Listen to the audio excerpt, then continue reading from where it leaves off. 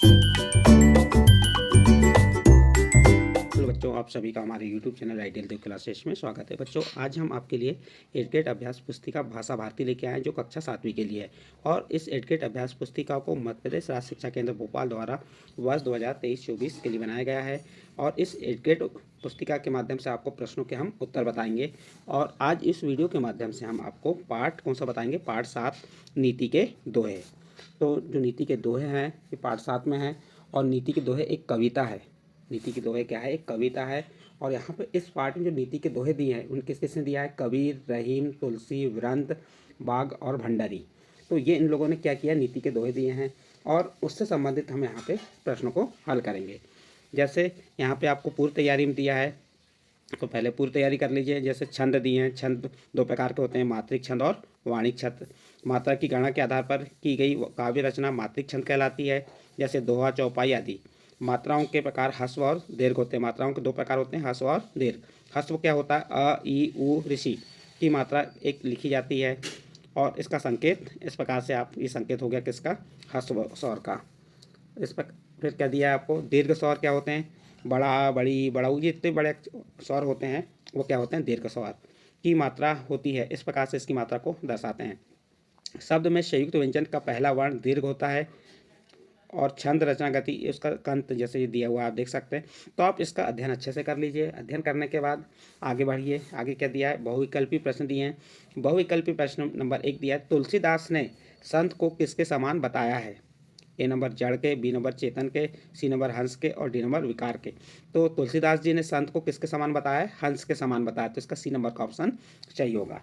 Next प्रश्न है प्रश्न नंबर 2, आग शब्द का तत्सम रूप क्या है।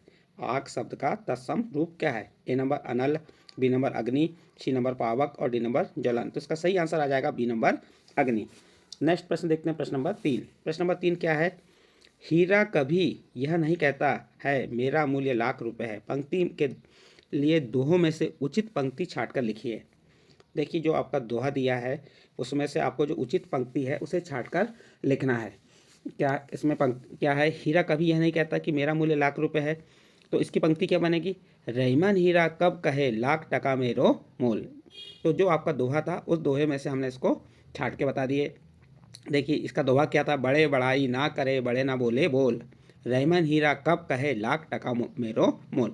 रहीम कहते हैं कि जिस प्रकार हीरा अमूल्य रत्न होते हुए भी अपने मूल्य का आकलन स्वयं नहीं करता बल्कि सामान्य पत्थरों की भांति पड़ा रहता है, ठीक उसी प्रकार महान व्यक्ति भी कभी भी ऊंचे बोल नहीं बोलता और ना ही स्वयं ही अपनी प्रशंसा में ऊंची ऊंची बातें बनाता। तो इस प्रकार से हमने आपको इस पंक्ति और दोहा भी बता दी है। नेक्स्ट प्रश्न है प्रश्न नंबर 4, तुलसीदास ने काया की तुलना किससे की है। तो आप उत्तर बता देंगे। कवि तुलसीदास ने काया की तुलना खेत से की है। किससे की है, खेत से की। काया मीन्स हमारा शरीर, शरीर की तुलना किससे की है, खेत से की है।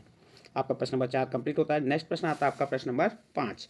प्रश्न नंबर 5 क्या कह रहा है, जड़ चेतन गुण दोषमय विषव किन्हा करतार, संत हंस गुण हरि पय परिहरि पारी विकार।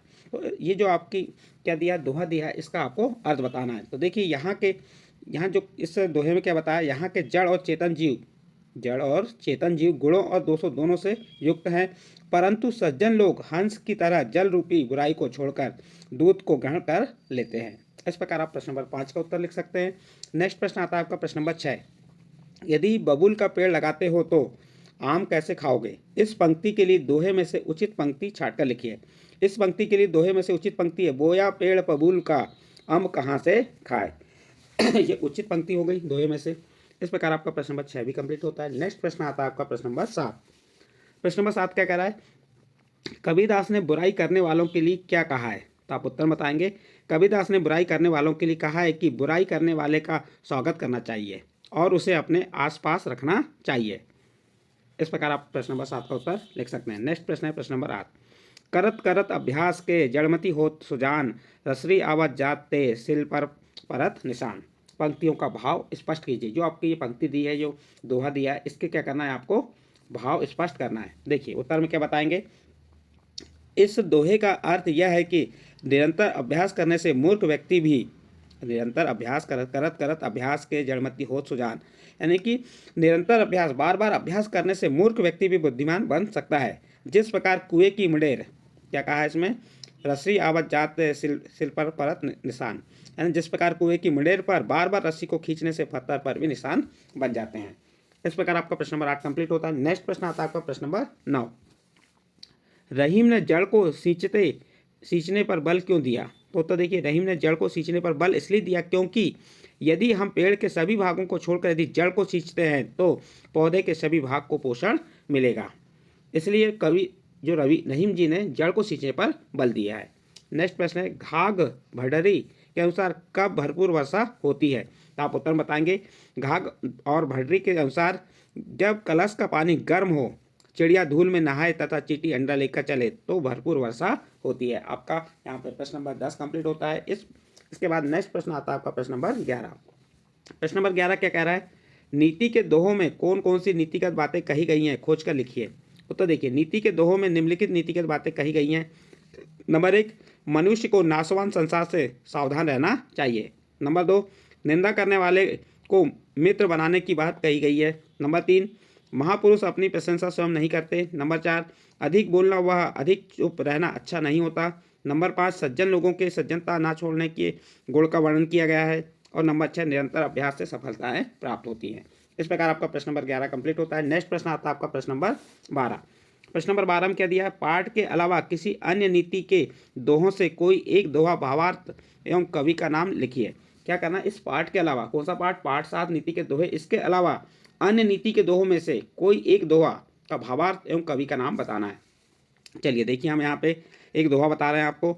बुरा जो देखन में चला, बुरा ना मिलिया कोई, जो मन खोजा अपना, मुझसा बुरा ना कोई। भावार्थ क्या हो गया? इस दोहे में कवि कहते हैं कि जब मैं इस संसार में बुराई खोजने चला तो मुझे कोई बुरा ना मिला। जब मैंने अपने मन में झांक कर देखा तो पाया कि मुझसे बुरा कोई नहीं है। और इस दोहे के कवि कौन है? कबीरदास जी है। और हमसे इस दोहे से हमें क्या सीख मिलती है? क्या सीख मिलती है? इस दोहे से हमें सीख मिलती है कि हमें दूसरों में बुराई निकालने से पहले खुद के अंदर झांक कर देखना चाहिए। इस प्रकार प्रश्न नंबर 12 कंप्लीट होता है। और इस प्रश्न के साथ ही आपका पाठ 7 नीति के दोहे कंप्लीट होता है। और बच्चों, आपको जो हमने नीति के दोहे से संबंधित यहाँ प्रश्न थे, उन प्रश्नों के उत्तर बताए। यदि आपको इन प्रश्नों के उत्तर अच्छे लगे हो तो आप हमारे चैनल आइडियल देव क्लासेस को सब्सक्राइब कीजिए, लाइक कीजिए एवं अन्य ग्रुप में शेयर जरूर कीजिए।